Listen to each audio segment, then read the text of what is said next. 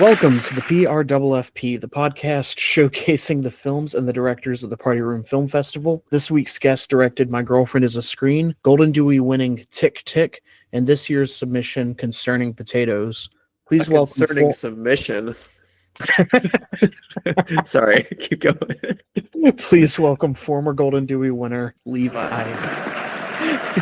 Hey yo, Levi, What's up, thank you guys? for joining me today. Dude, 100%. It's so good for like the podcast to be starting up again. You know, I'm just ready to get back into that swing of content. Yeah. Hopefully I don't let you down. Hopefully there's not like too much of a build up or whatever. Like, yeah, now I have expectations, whereas I didn't used to. So I mean, you do, but I think that's not even the question on my mind. Like, because I believe that you'll do a great job, and it could be better or worse than previous seasons. Doesn't really matter to me because I just am excited for it. But really, like, it's just been, let's just say the football league Mhm. went sour for me. So I'm glad to have something else to enjoy now. So Yeah. So let's just get right into it. yeah. So the announcement video drops. It gets revealed that you are on the red team, that we're doing a civil war. What were your thoughts on that when you first found out about our theme for the year? I thought the theme was really cool.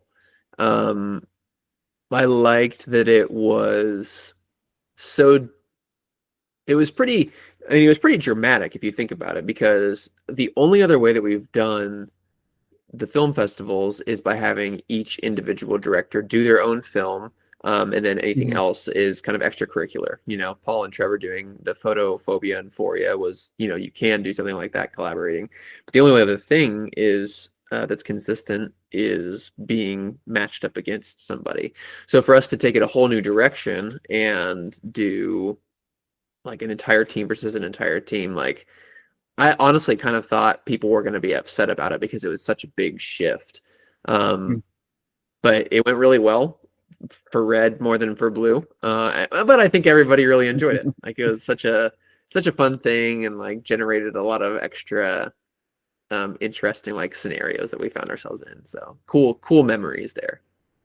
What did you think when you saw the lineup of team versus team? Did you think one team was more stacked? Did you think they were pretty even? Were you happy that to be on red? It's over. You can say whatever you want now. We don't have to do the Yeah. whole like, well, blue team. Yeah, we don't have to do that. You can be honest. I still harbor some bitter feelings towards blue team, even though they lost. I don't know why. So this is me being honest. Like I think red team, even if we had the worst films, we deserved to win because blue team just sucked. They were the worst to be around. um, Well, I think I part of the reason you feel that way is because you decided to team up with Trevor to make the mini pods. So you were regularly getting harassed by blue team people. I was absolutely getting bashed. Anyway, but I mean, Trevor was kind of getting bashed by me too. So, but I think the teams were pretty even. I had a couple concerns. I was like, how did all the council get on one side? Which Hmm. they're all pretty good for sure, but like my main concern was that all the political power was on the blue team. So like if any of the rules needed to be quote unquote adjusted, like it could just Hmm. happen. So that was suspicious. But then I looked on the red team and I was like, all the Golden Dewey winners are over here, -1. But that just feels like a superpower. And I was like, well, okay, like we're gonna get it. So I did feel like they were pretty even. And I really liked the group of people. Rules video comes out. You get told that you are on the red team, and you get told that your Hmm. category is dark. You also get told about the line that you will have to incorporate and the prop that you will have to incorporate. What was your reaction to all Yeah. of those? Well, the line, I was like, great, here we go again. Because I was like, I have no idea how I'm going to use that.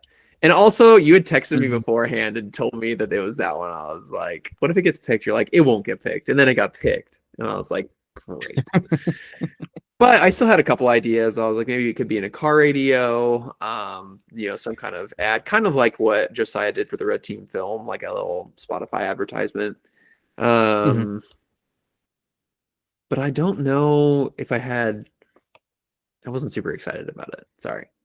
But the theme or my characteristic, dark, I Hmm. was a bit miffed by that one. I was like, well, I can obviously take this in the like thematically dark. Hmm.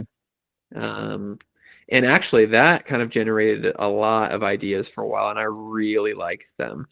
Um, I made a poster for a film called Fruit Colony, which was just this kind of odd, like there was a blackberry in the center with like these eyes attached to it, and it just looked like the Hmm. creepiest thing, like a bunch of blackberries on like almost like a clinical backdrop or something. And it was just like very, very eerie. And I was like really pushing it towards a like because I really am not one for dark humor. And so it can Hmm. make me uncomfortable like going too far into it. And so I was like, well, what if I did something really gory, but like made it, fruit or, vegetables, which kind of leads to concerning potatoes.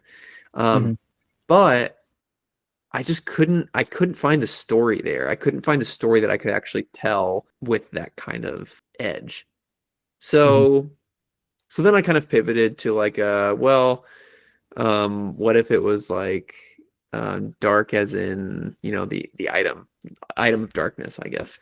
Hmm. Like that's actually more so, and you don't really see it because it's, a limited set, but in concerning potatoes, like the whole thing about darkness is like it's a bedtime story, so it's happening at night. And so that was kind of where I used like dark in that. It's pretty weak, but that's kind of where I ended up with it. But yeah, most of the way through, it was thematically dark.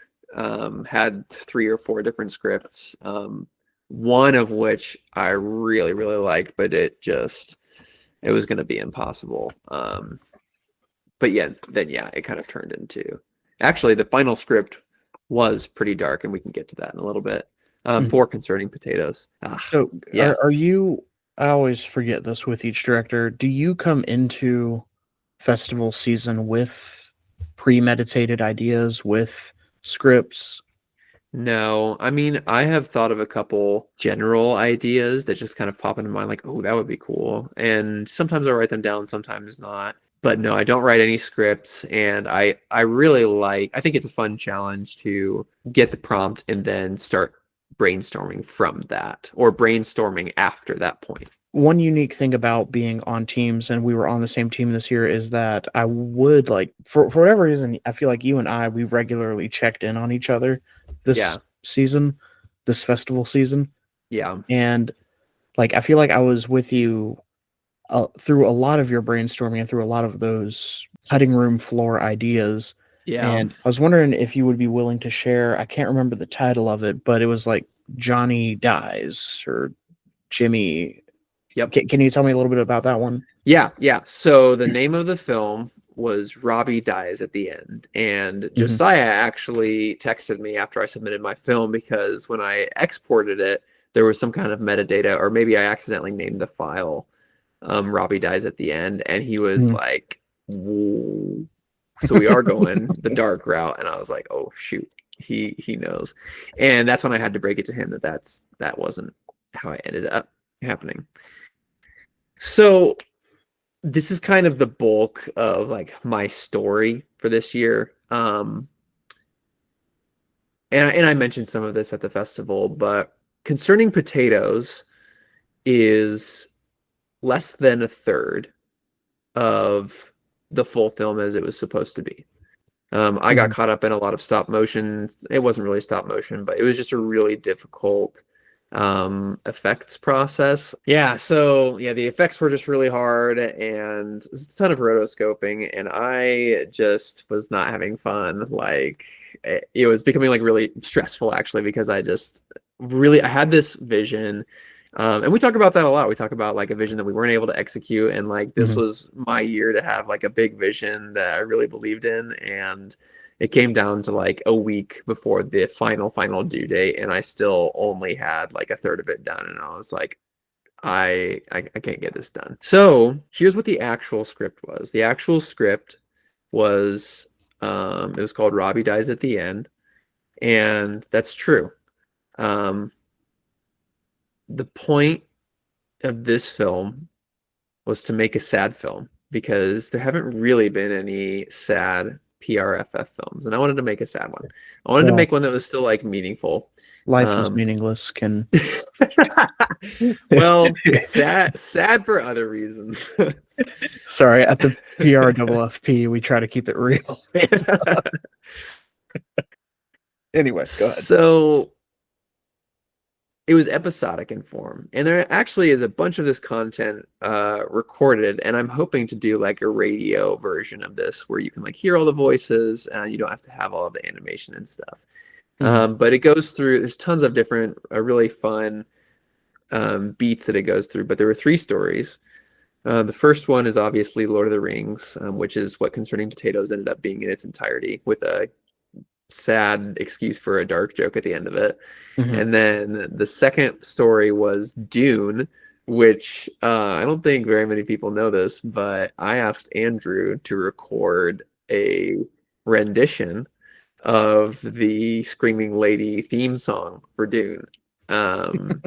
Anyway, so I have that in the bank, which I will surely must out sometime. But Andrew does a magnificent job, and I thought it would be really fun to have him reprise his singing abilities as he did in Landers. So, yep, I was really excited about that moment. Anyway, and then there's a third story, which is not a famous movie story, and it's about the same potato, Robbie, and Robbie is the kind of titular character in each of these 3 stories. But at the end of the third story, well, let me back up. So Sarah, in this version, at the beginning where Sarah, the little potato, is just like, tell me a sad story because I haven't heard a sad story before, which is kind of like a metaphor for like, people in PRFF, like we haven't heard a sad story before. Anyway, so, which is kind of random in the context of Concerning Potatoes. But that was actually a pretty intentional placement of a line for the entirety of what would have been Robbie Dies at the End. So she gets upset at the end of the first story and is like, this is not a sad story. He's like, and this is where it like deviates. Instead of making a joke, he says like, yeah, it was sad. He kind of dodges the question. He doesn't want to tell a sad story, and you can tell, but you're not really sure why. And then the second story happens, and it doesn't end on a sad note, and Sarah's like upset. She's like, come on, Dad, tell me a sad story. And he's like, no, like that was sad enough. Like sad things happen. She's like, no, I want a sad story. So then we get to the third story, and the third story is still about Robbie, but it seems more personal. It's still kind of fantastical, but you can tell that this isn't a story that I know. This isn't a big blockbuster movie that we're parodying here. So what's going on? About halfway through the story, there's a point at which we start to think the story is going to end really happily again, because Robbie, in the third story, Robbie gets sick and is on this quest to try and get to find the cure to get better, but can't, and is getting despondent, is getting really sad, and then finds this godlike figure that is able to heal him. And so Sarah, kind of expecting this, she was like, fine, whatever, is at the end, and she's like ready to give up. And at that moment, the dad takes a different turn, and he says, no, but I wish it was. I wish this was the ending of that story. And so he continues on, and Robbie gets sicker and sicker until finally Robbie dies. And as we because we're going back between the bedroom where the story is happening, or actually happening, and this imagined world, and whenever it goes back to the imagined world, we see that Robbie is no longer there, but it's Sarah. You start to have this realization that Sarah is sick, and that Robbie is Sarah, and that's why the name of the movie is Robbie Dies at the End.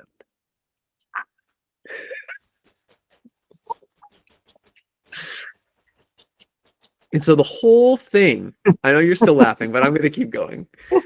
So the whole thing is like dad has been trying and trying to avoid this reality that his daughter is dying and tells these stories to tell her everything is going to be okay. And at the end, Sarah asks her dad, and she says, This got so dark. What? I know, dude. So anyway, dad is like grappling with this grief by not dealing with it. And so Sarah innocently is like, well, dad, mommy said she and I can help you be sad when you need it. And mom, has kind of accepted this and internalized this. And there's actually a couple scenes with her in it, which I did record. So I got one of my friends to like actually cry, like for the vocal piece. Maybe it might happen in the radio version. So then Sarah says like, just something really heartfelt. And basically she's like letting go and like letting her dad like let go too and say like it's okay. You can cry when you're sad because you'll be happy later. Levi, anyway, no. I know. And so the movie ends with Sarah saying goodnight, just like she has in the previous stories. And then dad says, "Good night, Sarah." And then as he closes the door, we hear him say, "Good night, Robbie." Levi, no. Dude, I'm telling you, it was brutal letting this one go because you do not understand. I have all of the audio for this all done. Like you can kind of like hear the story. It's all there, and like me and my friend like voiced the mom and the dad, and like we both like cried. It was nuts. Levi, no. So anyway, I have it all scripted out. I have all the lines. Everything is there. I just could not follow through with all the visual effects. And so it was hard. It was hard for me because I was like, I actually believe that this story is sad enough. And it like, if I can get it to translate, like I think people will actually like be sad. And like, I don't know, I just felt like that was going to be such an achievement. And maybe, maybe I'm hyping myself up and like it would have just been this like weird thing where people are like, what the heck? How could you do this? But to me, I felt so touched by the story. I was like, I want this to live and I want everybody to see it. And so giving it the ending that it had was just the most disrespectful thing I felt like I could have done. And it took me almost 3 months to throw in the towel because I just didn't want to let it go. Oh my gosh. There's an alternate reality where you did follow through with that. And I would give anything to see what the room's reaction was for that. I know. Because I imagine that Jacob probably is like stifling laughter because he's uncomfortable. Like I don't, man, oh gosh, I'm speechless. I'm curious to hear what the chat says about it. Yeah, I am too. And I will compile together, I'm pretty sure in like radio form, if you will, like the whole thing is done.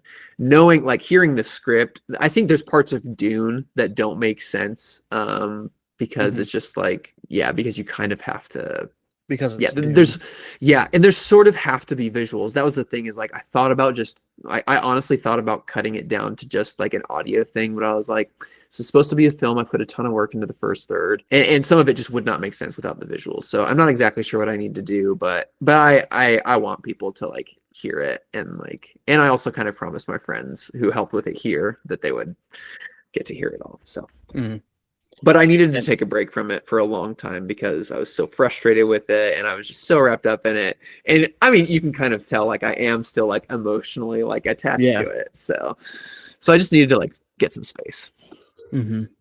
That I have I have pitches for you. Should we do that on? Yeah, I'll pitch them here. So like, what if like again we're just like you said we're doing episodic. So like to make it easier on you, like episode 2, like the Dune one, that one's like sock puppets or something like that, and then like Yeah.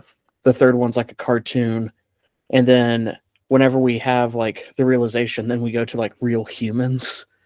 And like like then it gets revealed like no, this is all real and Robbie is dying.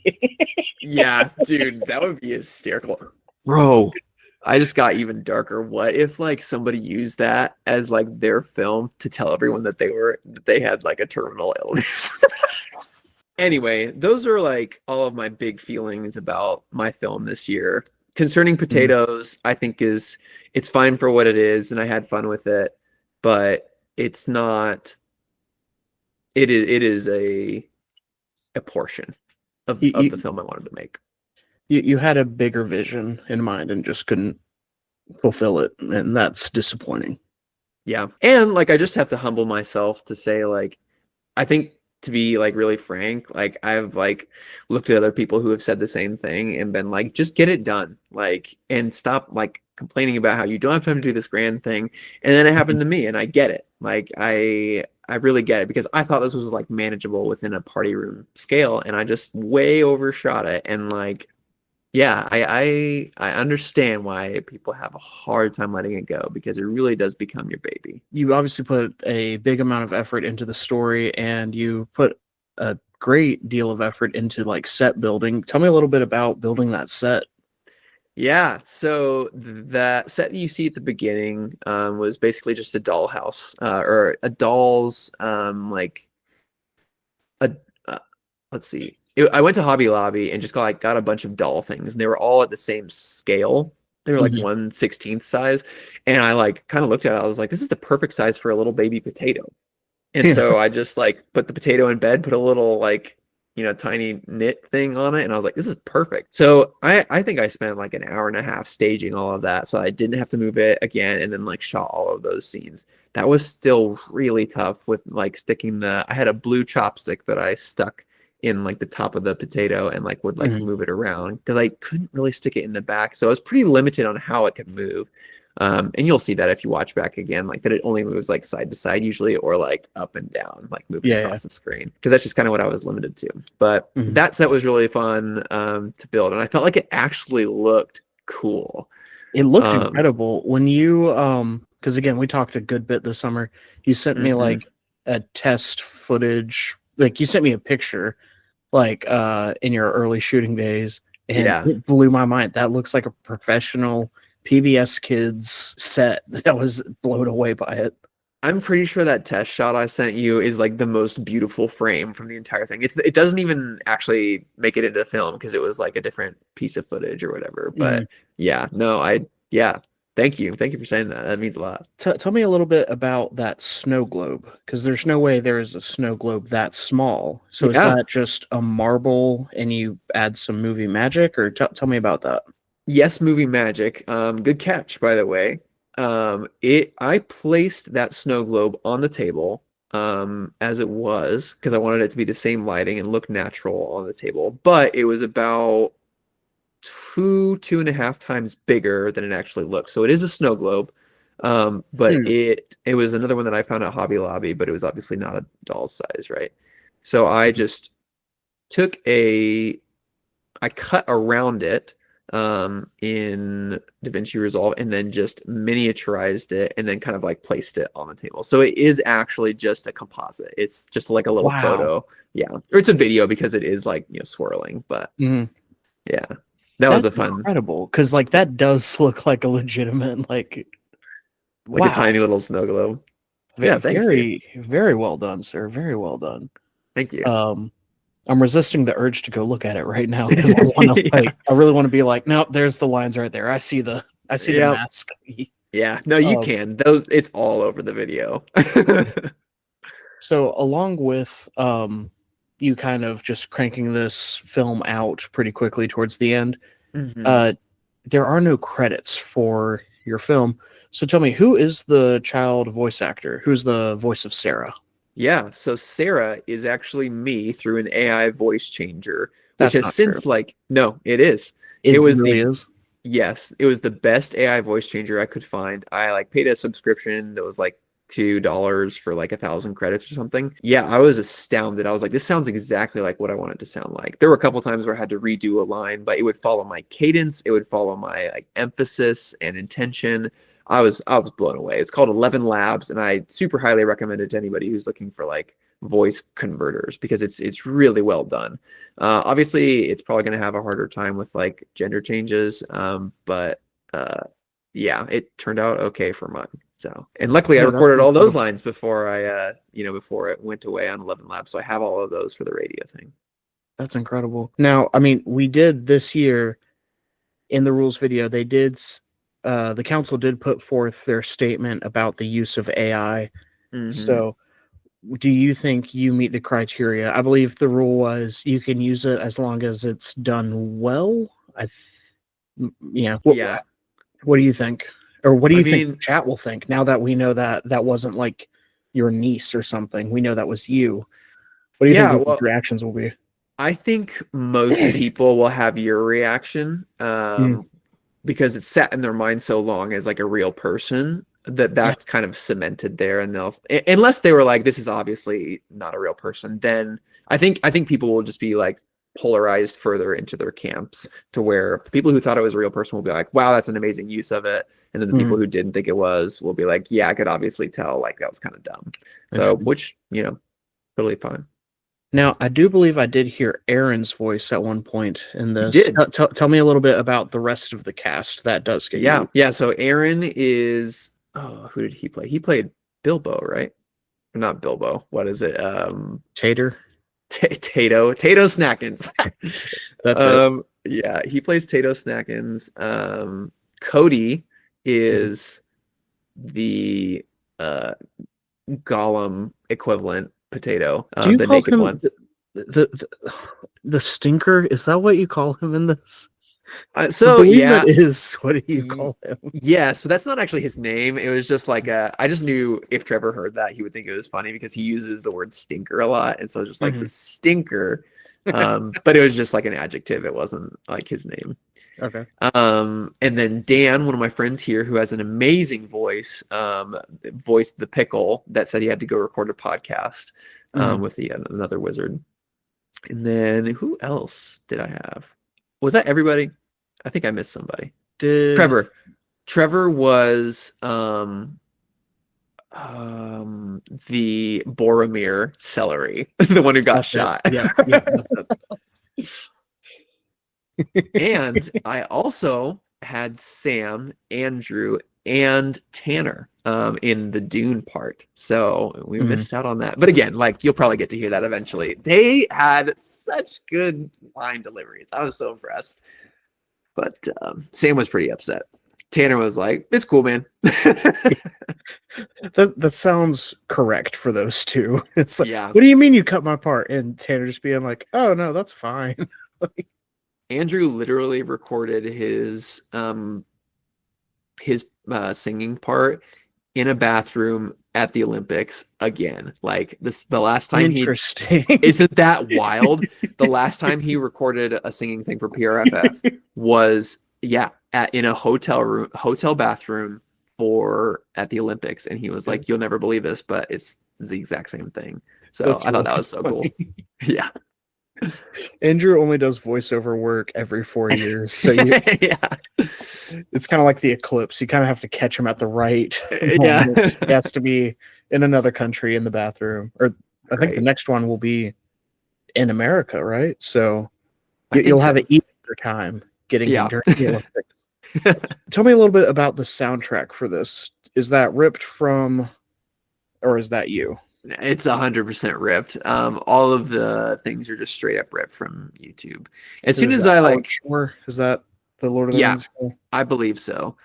Yeah, I don't think there was a single piece that wasn't from one of the Lord of the Rings movies. That was actually a lot of fun because all the content was already made. I kind of made up my mind. You and I think maybe Mitch. Mitch challenged me in his mini pod, but you had challenged me beforehand, like, "Hey, what do you think about not doing a music-based one this year?" And I was like, "Okay, I'll do that, but I'll still use music, but I probably won't, make Yeah. my own." So that was a lot of fun, not having to put in the work to create it, just kind of having to remix it and put it in places. I actually felt like that was a pretty strong part because like it really emphasizes certain parts and adds comedic value. And yeah, I have a Absolutely. good time with it. Yeah. I mean, I can be honest with you now that you have given up the Golden Dewey. I just didn't want you to be a repeat winner. Like, if you keep making these music videos, then nobody's going to win and the festival's going to die. So I was like, we have to cut Levi off at the knee. Yeah. And so that was why. But also, I think you did. We have found out you had a great vision without leading on creating a music video. So Yeah. Well, thanks for saying that. Yeah, but I have one other idea that is actually a musical. That I've like I scripted out pretty far for a previous year. That one's still in the pocket, but we'll leave that for another time. maybe is that one? You trying to tell people what it is? Yeah, that's it. Anyway, that's all you get. Yeah, that's it. I'll bleep out a little bit of it. No, you can keep it in. I'm fine with teasing it. I mean, and it's also, I do not have the same vocal ability as you, so that's fine. Yeah, that's also fine because I'll just record the vocals and then you'll just lip dub it. Yeah, that works. No, I do like that idea a lot, and that was yeah. Can we talk about no? Let's talk. No, never mind. That was another year. I can't talk about that. That was another year. We'll talk about it a little bit. No, I want to. I want to say this because we went up and we wrote that song within about 24 hours and all that, meaning that like he didn't have a like a storyboard, he didn't have camera shot, like a shot list, he didn't have anything like that. The way Levi filmed Tick Tick gives me such anxiety. It was so chaotic. He is, to use like a gaming phrase, he was very run and gun. He was like, all right, Trevor, lay on this, and then I'll, once you finish, I'll just point the camera straight up, and then I'll transition it pointing straight down. And like the way that he films is psychotic. Dude, it was though. I think honestly, everybody else probably had a worse time than I did, like shooting that, because I was just like, I love coming up with ideas. And so I was just like, vomiting ideas everywhere, and everybody else is like, okay, like, what are we doing? And it took me forever. Like I had to see it to see if it was good or not. And like, that just wasn't probably super great for everybody's time. But anyway, 2 out of 3 people said they had a good time. Am I the third? Is that what yeah. I had a great time. Well, the interesting thing was like we finished, recording around like 4 p.m. that day, and then we went over to Trevor and Callie's to film at like 6. Yeah. But I'm not actually in the film, or you got my parts later on. I recorded them for you while I was on the road. But so while you were recording with them, I was watching a documentary on American gladiators. Oh yeah, I remember that. And so it was like, anyway, back to concerning potatoes. Instead of the ring, the one ring, it is the bean. Is this a ripoff from VeggieTales? 100%, it's a ripoff. Yeah, it is. For those of you who don't know, it's Lord of the Beans, and it's Lord of the Rings. It's actually pretty fun. It's a great. Just to go off on another tangent. Your film concerning potatoes did hit home for me specifically because I had not watched any of the Lord of the Rings movies until this year. And basically I had just finished the third one, Two Towers, Return of the King. Return of the King. Yep. I had just finished Return of the King, like, I think a week before festival. And so it was like, wait, I get these references. This is great. I'll be honest, when I saw you put that in the chat, I was like, this is incredibly good timing, because I was like, I knew that you had not seen them and you weren't really that interested. Or maybe that you were, I don't know, but I knew you hadn't seen him. So I was like, I'm so glad he's watching it. So that was a boon for me. Yeah. Well, the weird thing about it was, I was in Chicago and I was like, I have nothing to do tonight, so I went and saw Lord of the Rings the musical. Um, First? yeah. Well, My and gosh. then like 2 days later, this was also while I was in Chicago, I saved Middle Earth with that walking app that Andrew Oh King had. yeah. And so it was like, well, I've seen the musical and I've saved Middle Earth. I guess I should watch these. And so that's like, Someone somewhere, maybe J.R.R. Tolkien, is rolling over in his grave because you did a walking simulator app for Lord of the Rings before you read the books. yeah, it's pretty great. I also, I mean, it doesn't count, but I saw Lord of the Beans when I was like 8. So, I mean, You're like watching Lord of anyway, the Rings, and then you're like, oh, they got that from Lord of the Beans. yeah, exactly. But anyway, this film was like very well timed, and I very much appreciated it. Good, I'm Um, glad. going back to like the set and filming, how are you puppeting all of these? I know you said one time that it was like a blue chopstick that you were keying out. Did you have any other That puppeting was methods? that was pretty much it. It was almost always a blue chopstick stuck in the Mm, top of the potato and just like moving them along. So, and mhm, that's why it took so long, is because every single one I had to get a clean slate. I had to align the slate. I had to color correct it, and then I had to mhm. remove. And it just did not key out easily. So, Tell me a little bit about the darts scene that happens to Boromir. oh man, that one basically I'm pretty sure I cut out Boromir and then just Mhm, like placed him back in the frame. So it's like actually three stills. I don't think it's actually video. mhm, No, it is. It is video. I just like moved him a little bit so that it looked like he was like getting hit and like flinching. But all of mhm. the arrows, I just like those I actually like cut out and just like stuck them in like Just and like like little, animated them coming in. So none of that actually happened. yeah. I tried filming it and like pushing the arrows in really fast, and that did not work at all because the celery fell over, and then I didn't know where it was to put it back. It was a mess. So Mm. that was no good. So with these, we do have a lot of stunts happening. How many potatoes, how many celery, like, how many stunt veggies were there? None. So if you look closely at the end of the Lord of the Rings story, there was a large gap of time between when I first started filming. Well, actually, I took that huge break because I was like trying to figure out what I was going to do with this film. And so, yeah, Okay. so right before they meet Gollum, they look fine. They look nice. They look like how they looked the entire film. But then you get to the Gollum scene, and they look like old and nasty and wrinkly, and that's because there was this huge gap in filming. Mhm. But I had such a hard time like getting that hair to stick in them, that I was not, and like I felt like it was going to be such a dead giveaway if I like substituted a different potato. So I just like used them for that, and then yeah, nobody had any stunt doubles. It was all one. I love your concern about like I couldn't use another potato. That'd It be just insanity.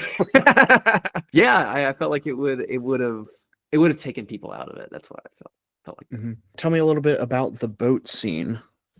Dude, that one was actually a lot of fun to film. So I had shout out to Elizabeth. I'm gonna tell her to watch this because she actually listens to the podcast, and she was angry with me when the podcasts weren't coming out last year. So she might actually listen to this. Elizabeth, thank you for Yeah. being one of the few people who are not, you know, from nerd or married to a nerd, and you're listening to this. Thank you for your support. Yeah. And yeah. Thanks for all your help. She helped me go through a bunch of different ideas and stuff. She actually helped me a lot. It was Mhm. invaluable. So anyway, Elizabeth is helping me with this scene, and I'm like, "Hey, I just need you to press the record button as I, waddle into the lake and like hold this paper boat, which the paper boat, as you can tell, like gets real soggy Mhm. real fast. And it is just sinking. Like Robbie's going nowhere. He's going to the depths. Mhm. So, but we didn't have time to do Pirates of the Caribbean and meet Davy Jones. But anyway.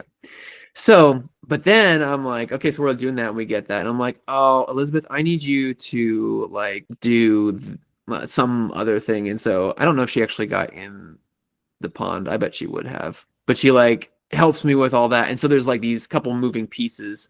at the same time, which one is keyed in. But yeah, that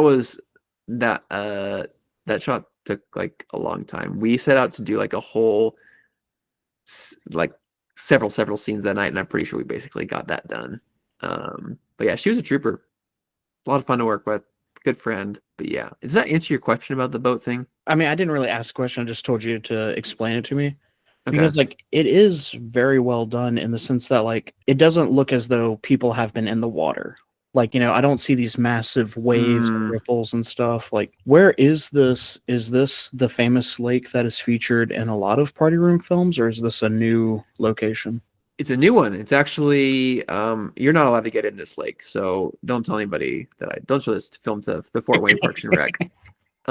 It's in a little park called Sweeney Park, which was right next to the house that I was living in at the time. And yeah, it was just a quick walk down there, and we put our little paper boat in there and put Robbie's friend in the water and made him bob up and down. But yeah, it was a new one, not the same one. You know, we get to the end of the trek. They are going to the Great Soup. Tell me about how do we?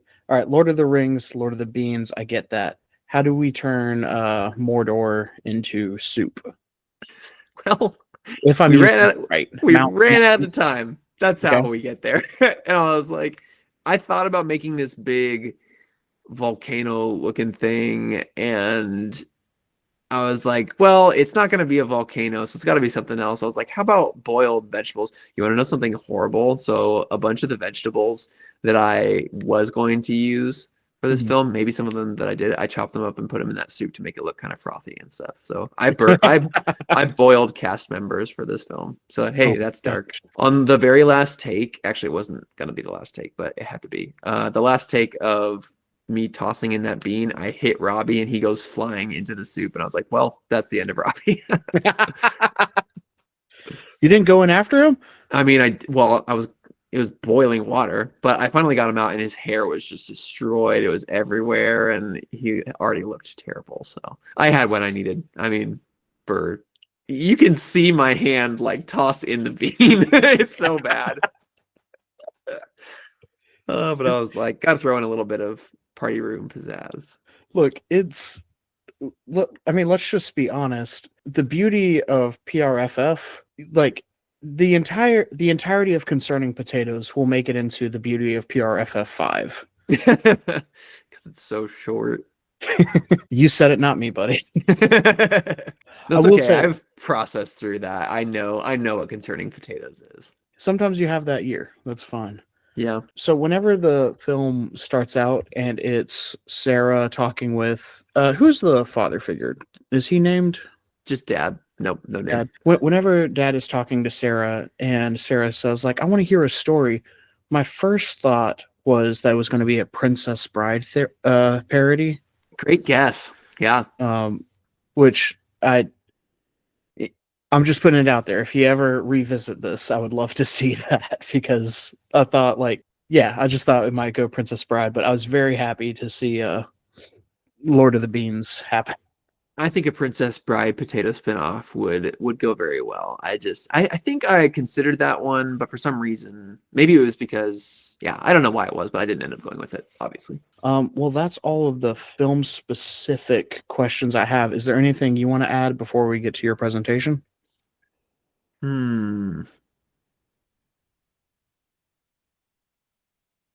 Does the joke actually make sense? Which joke? The only one that's not funny. The one at the end. The milk? Yeah. Oh, I mean, I'm assuming that... See, now you've put me in a weird position where now I feel like I'm going to overthink it, and now it's going to be bad. But, well, I mean, milk is like, that's how you put somebody to sleep, right? Like warm milk to go to bed? Or am I dumb? No, you're laughing. No. That makes me feel dumb. Wait, no. Let me guess again. Let me guess again. Okay, I don't intend to make you feel dumb. That is exactly what I was afraid of. Is like, I don't even know if people are gonna get this. If they don't get it, it's gonna be the worst way to end this film. Anyway, second guess. All right, so that was wrong. That was not my intended. Okay. It's art, so whatever. But that was not my intended Okay. direction. My second guess is to make mashed potatoes, you do use milk. So I didn't know if that was. Stop laughing. You're being mean. No, I'm not laughing at you. I'm just like, this is so creative. Like, honestly, those are both great things. Like, both great endings. So I Ugh. didn't know if maybe he was like, you know what, parenthood isn't for me. I'm making you into mashed potatoes. Like, That is a closer direction than warm milk to put Sarah to bed. So the actual joke was, I was like, well, this has to be dark. If I'm not ending with Sarah dying and dad coming to grips with the loss of his daughter, it's got to be dark. And so I was like, what if dad left and never came back? Everybody says that their dad went to get milk. yeah. Oh, So okay. that's Yep. that's what that joke was. Oh boy. That's why I was laughing, because your answers were so much more innocent than mine. Man, you went to a dark place for this film, buddy. Dude, I had to. I was like, I cannot just, because nothing about it is dark. It's all very fun. It's potato-y. It really is funny because, like, I mean, June 5th, I'm talking to you about, like, what ideas do you have? And you're like, well, it's going to be vegetables. And, like, I knew it was going to be vegetables. I knew it was going to be googly eyes, and I knew that the name I knew that the name was going to be Robbie Dies at the end. But, like, I mean, June 5th, it's going to be vegetables. All right, June 15th. All right, so what are you doing? I don't know yet, but it's going to be vegetables. June 30th. Do you have a script yet? Nah, but it'll have vegetables. You were so committed to using produce as actors. Absolutely was. That was actually inspired by a game called Bug Snacks, where you play on an island as a furry little creature who goes around and eats these bugs that are made like fruits. It's actually kind of a spooky story. It's a weird thing. It was really fun. But anyway, I was like, what a great idea to just like put googly eyes on things and like let that be funny. So that was where I got that. I forgot about that. Well, it was very good, very well done. And now here's a word from our sponsor. Mitchell's Hot Takes! So we got 3 before they stopped coming, so that's good. If anybody has an idea for a segment and can commit to getting them to me every week, let me know. Mitchell's Hot Takes! All right, so Levi, as you know, this season on the podcast, I am trying to give people more ownership of their episodes. So I've given everybody the opportunity to create a presentation about something involving the Party Room Film Festival. And what is your presentation on today? My presentation is on the future of PRFF content at large.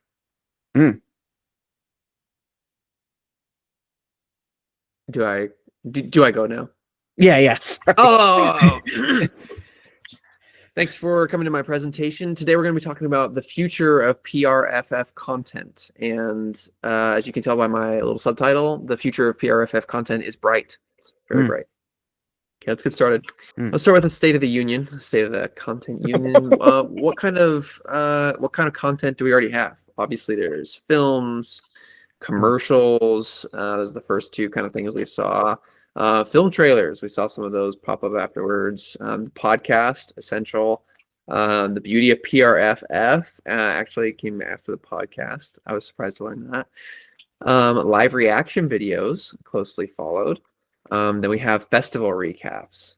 Okay, let's go to the second State of the Content Union. There's more BTS videos, trading cards. It's a big addition. Attack ads, or attack ad, if you will. Podcast wife editions, cast and crew commentary, mini pods, extended editions. I'm pretty sure that's just Tanner, I believe. There may be, yeah. If I'm missing one, don't sue me. All right, let's go. Let's go on. PRFF Running League. PRFF Fantasy Football. Listen, I know that there are the funny little acronyms, but I just can't do it anymore. So I'm just doing it as I see fit. Okay, except for this one, which is the PRFF FFLMP. And then we've got the PRFF Fireplace, which was very cool. I think there's one more. Yeah, the Christmas Spectacular podcast. Mhm. It's a lot of content, which leads to a very important question. Is the market saturated?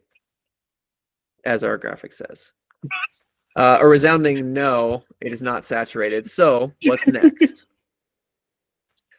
Board games. Board games are next, and undoubtedly some concerns may come to mind. Market research has actually shown that people are asking, isn't this kind of like trading cards? To which, again, the answer is no, it is not. Now that people's concerns have been laid to rest, and we're going to move on. The think tanks across the globe are actually have been working on this, putting their minds together to brainstorm some of the best ideas possible for a PRFF board game. I've got things like the race to make a film, make the best podcast, Red versus Blue the game, a hit in some niche communities, but ultimately not the one. Script writing frenzy, film festival tycoon. But these weren't good. These were not good ideas. But then, and charades. That was. But then they hit the big one. The big one. Gentlemen, for your consideration, Sir Sam, When the Moon Stands Still. In this cooperative real-time game, you play as Sir Sam and his closest allies racing against time to find the elusive town person who can avert a cosmic disaster. Will you save Sir Sam's village before the clock runs out? Set before the events of Where the People Walk Backwards, this new installment in the classic Sir Sam storyline will leave you saying, "Indeed!" The future of PRF content is Sir Sam, When the Moon Stands Still. That is, if the IP owner will let us use Sir Sam and the many other trademarks. We didn't really have time to reach out to him because I threw this presentation together in the last 2 hours. That's it. do you have is there a Q&A portion? This is now the time where questions can be asked and answers may or may not be given. Okay. Tell me about Sir Sam, When the Moon Stands Still. Is this a deck building game? Is this an RPG? Roll your dice, move your mice. What do we got? Yeah, so it is. I'm trying to think of the closest thing. It's a map building, tile laying game. So I've played a game called Escape, and there's another one called Magic Maze that kind of follow this formula where you are attempting to do something quickly. And so it's all very fast. Like there's always a time limit. The game plays in 10 minutes or less, something like that. So it's all kind of like, it's very, very fast. Those games tend to just have like one goal, which is to exit the maze or exit the board.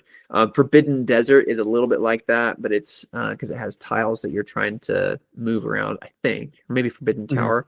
But this one is going to have more like I think more variables, more quests and stuff like that. And actually the thing that I'm excited most about this game is it's going to add again, this is pending Paul's approval. It's going to add some very interesting lore to Sir Sam and some of the characters involved. So previously unseen lore. Yes, this will be new. This will add some kind of depth to some dynamics that you see in the original film. So you said that it along with adding lore, it does add characters. Are these playable characters? What is this, a 2 to 4 player game? How many people can play this? My guess is probably, we're still in the prototyping stage, so I can't get too specific, but we're looking at between 2 to 6 people. I think is going to be probably the amount. Probably ideally it's going to be like 3 to 6. It'll play best, but you can play with 2. Yeah. So Sir Sam, formerly. I'll tell a little bit of it that you like learn when you're reading the instructions. Sir Sam, unknown what kind of there's some kind of like best friends that Sir Sam has. Mhm. Could be the knights that he trained with in the academy, could be just this could be actually before Sir Sam is Sir Sam. I'm still a little fuzzy on that. But these are his closest friends, and there's this just cosmic threat. The when the moon stands still is kind of alluding to the threat that'll get some Mhm. more like flavor text in the game. But essentially, like there's a comet or a meteor, and like you have to use them. You have to find a magic spell in order to avert this disaster, because otherwise the moon will be destroyed by it, and it'll start a chain of events that will eventually lead to galactic war, stuff like that. Mhm. So but yeah, you are playing as Sir Sam and his friends, like trying to find this shady figure that's been like around the village and stuff, and people are like, that dude probably knows how to like thwart this meteor. So yeah, and if you don't find him in time, if you don't get the spell, then the game is over and Sir Sam's village is destroyed. What is the age demographic for this new game? We're looking at definitely 18 and up. There's going to be lots of blood, nudity, gore. Because this is a board game. This is not a film, so none of lots of swearing. You're saying that But- the festival rules don't apply. Oh, absolutely like not. the film festival, the film rules don't apply. Yeah. No, and I've checked with nobody, so I don't actually know. But there's no. I'm deciding this, and I know Paul is pretty loosey goosey with that kind of stuff. We see that in Sir Sam, so I don't think he'll have a problem with it. I love the idea of this board game, but I think where certain games like Catan, make their money is by having expanded editions. So tell me a little bit about have you thought about different editions, different expansion sets that could be applied? It's been a long. I have had 12 hours to think about this, but surprisingly, I haven't come up with any expansions yet. But I do think that this, like being in a universe that we all kind of know and love, I think there's lots of stories to be told there. Actually, to be real for a second, that was the one. I had other ideas. I was like, what about something set in the universe of Pegged? What about I had a couple other ones too. I can't remember what they were at the moment, but this one, just like as I was thinking about it today, I was like, this is the clear winner, because it's a great IP, and also like Sir Sam and Squire Stephen just like going on adventures. We saw a side quest. What if we did a main quest, or what if we saw an origin story? And so I was like, that's perfect. So thank you, Paul. When I know you said you're only in prototyping right now, Yeah. when will you be moving into game testing? And then when are we looking at possibly a beta release? And Mhm. then how much will this cost? Yeah, at least somebody wants to buy the game. $89.99, because it'll have premium gold finish tokens, platinum for premium subscribers for the Kickstarter. Yeah. But we'll probably go into alpha sometime in early January. We've got a manufacturer who's going to do an early run, so we're good on that. But I honestly will start prototyping, over break. I'm kind of on that grind. And then beta, at least a beta. Hopefully, we'll be doing play testing sometime after January. I've got a couple contacts in the industry that are going to get me in a couple groups. It's crazy. You really wouldn't believe like how many people out there will pay money to play your game when it's not finished. It's unbelievable. So so that actually like helps us get funded. Anyway, hopefully a beta or maybe even a full release by September next year. We're looking at a finished board game by next film festival. Wow. Yeah. All right. So everybody be on the lookout for that. If it goes the way of like No Man's Sky or Fire Festival, make sure you tweet make sure you DM, make sure you Instagram, like just make sure you are in the streets rioting if this is not out by September of Yeah. 25. Yeah, keep the developers accountable. They typically are pretty bad about getting stuff in on time. Usually comes down to the last minute. So, Thank you so much for that presentation, Levi. of course, I actually want to make this game. You should. You absolutely should. Hey there, Ferguson the Puppet here.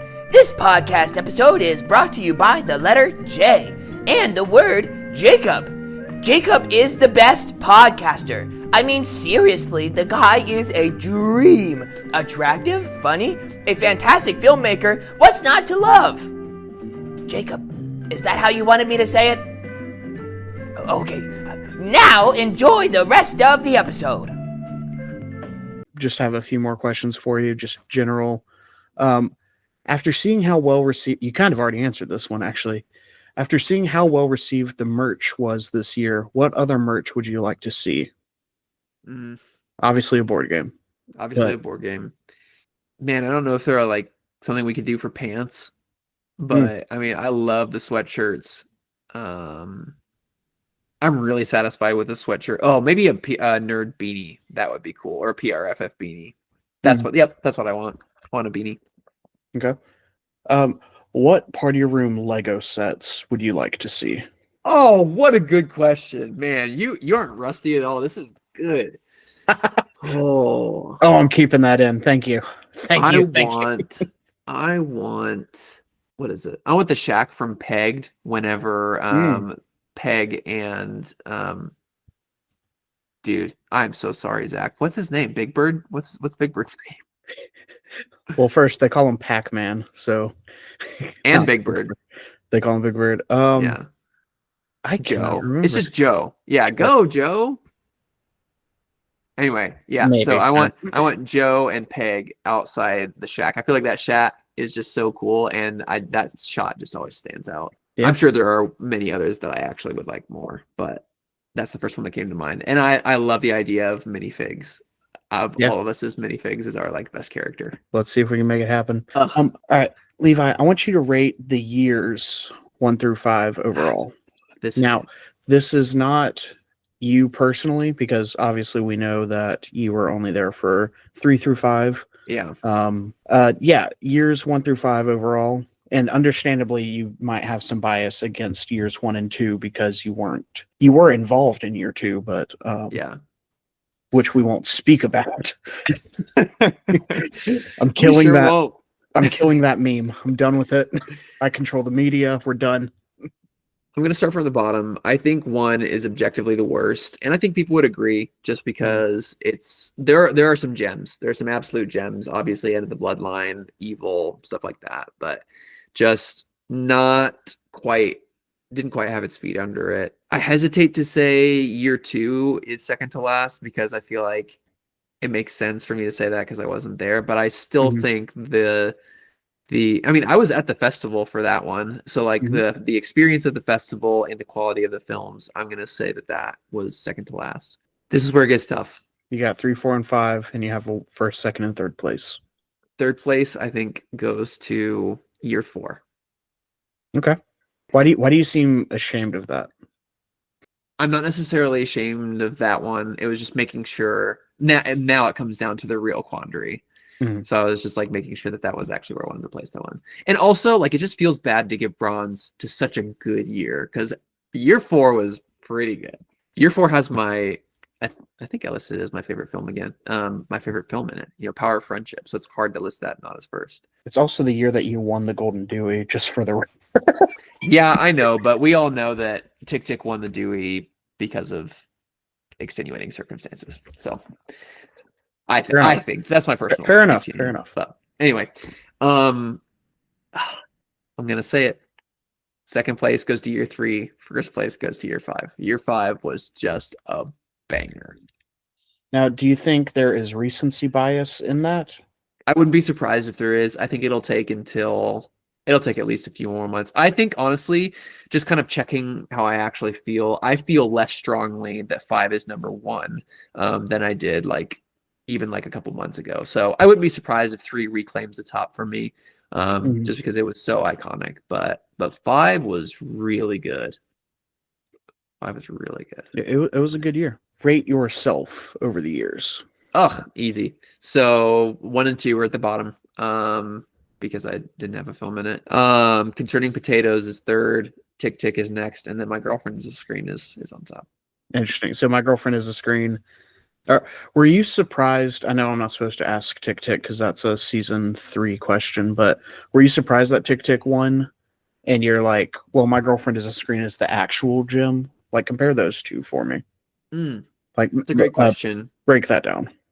I think without My Girlfriend Is a Screen, Tick Tick may or may not have won. I don't necessarily think it would, but I do think there was enough effort for it to win. It was a ton of like just really interesting things kind of coming together at the same time. There were some really unique shots, and yeah, it was the ending was I felt like was really solid. Like it was just a twist that you didn't expect.